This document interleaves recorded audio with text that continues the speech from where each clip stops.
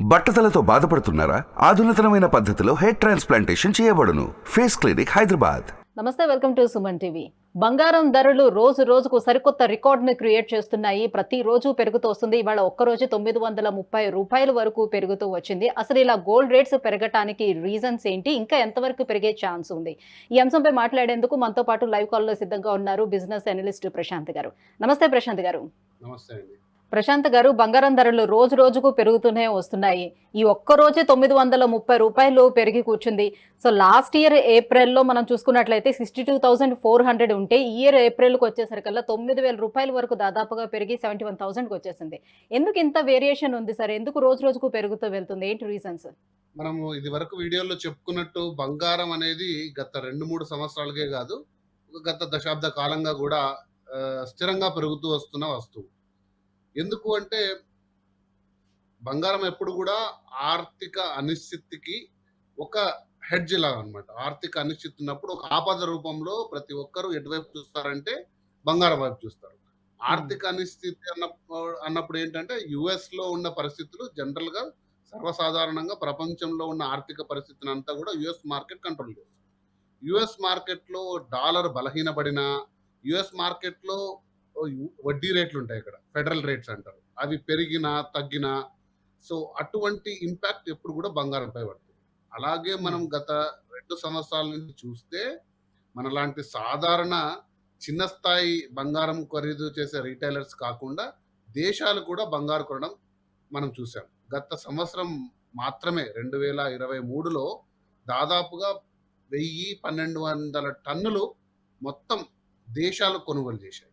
అంటే దేశ ప్రభుత్వాలు, అది భారతదేశ ప్రభుత్వం అయితేనేమి, ఇంగ్లాండ్ అయితేనేమి, జర్మనీ అయితేనేమి, అందరూ కూడా బంగారాన్ని తమ యొక్క క్యాష్ రిజర్వ్ ఉంటుంది చూసారా, క్యాష్ సర్ప్లస్ పెట్టుకుంటారు, క్యాష్ రిజర్వ్స్ ని బంగారం రూపంలో పెట్టుకోవడం చేశారు. అలాగే ఇప్పుడు పరిస్థితులు ఏంటంటే మనకు ఈ జూన్ లో యుఎస్ లో ఉన్న ఫెడరల్ రేట్స్ తగ్గుతాయి అనే ఒక సూచన కోసం అందరూ ఎదురు చూస్తున్నారు. అలా ఉన్నప్పుడు మార్కెట్ లోకి మళ్ళీ ఎక్కువ డబ్బు వచ్చే ఆలోచన ఉంది.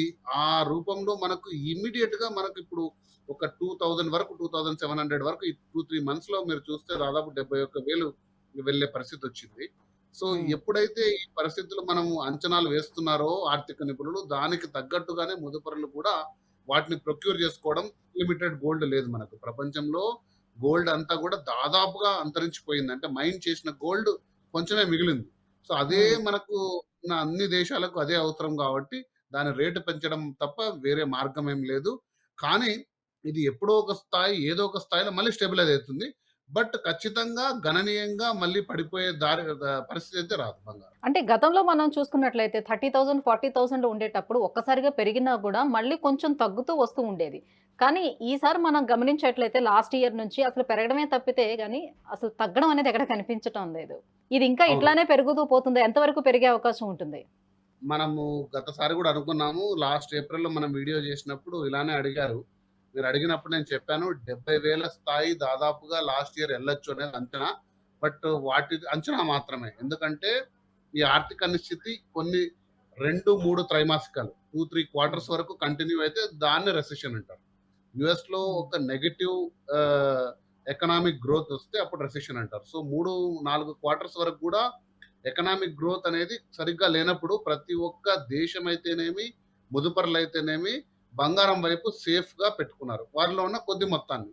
సో ఆ పరిస్థితులు అలా పెద్దగా మార్పు రాకపోవడం వల్ల అలానే ముందుకెళ్తూ వచ్చింది. కాబట్టి బంగారం యొక్క రేట్లు చాలా గణనీయంగా పెరగాల్సి వచ్చింది. అంటే బట్ ఆ ఈ పరిస్థితి పరిస్థితులన్నీ నార్మల్ అయిన తర్వాత బంగారం రేటు తగ్గే అవకాశం ఉంటుందా?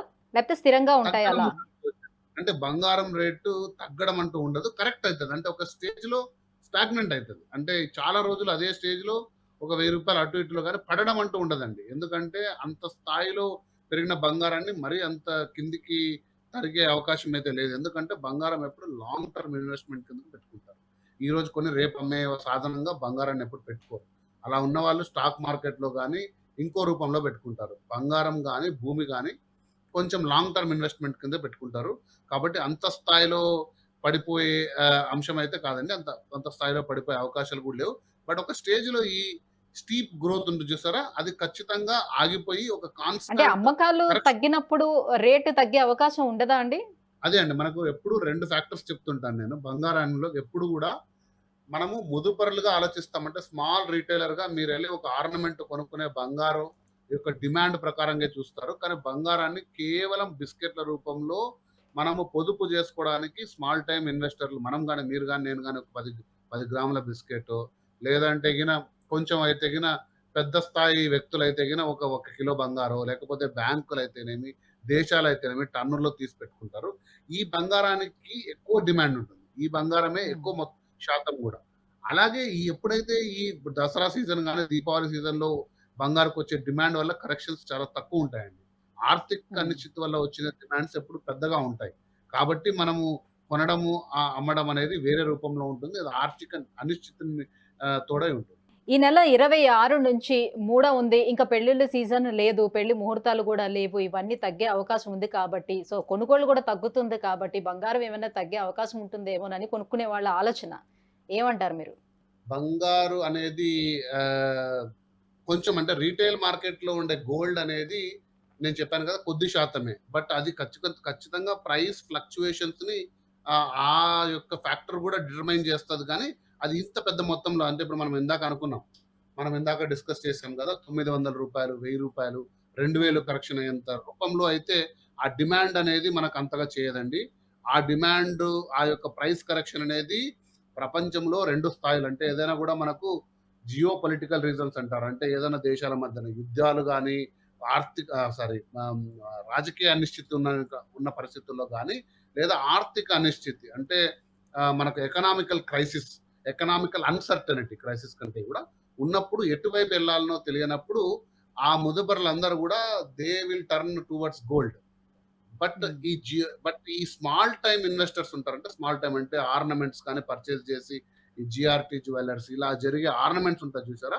ఆ డిమాండ్ హ్మ్. అనేది చాలా తక్కువ శాతము. దాని యొక్క వేరియేషన్ గూడా చాలా తక్కువుంటుంది. Right. Thank you so much sir. Live కాల్‌లోకొచ్చి బంగారం ధరలకి సంబంధించి పూర్తి అప్డేట్‌ని అందించినందుకు థాంక్ యూ. థాంక్ యూ అండి.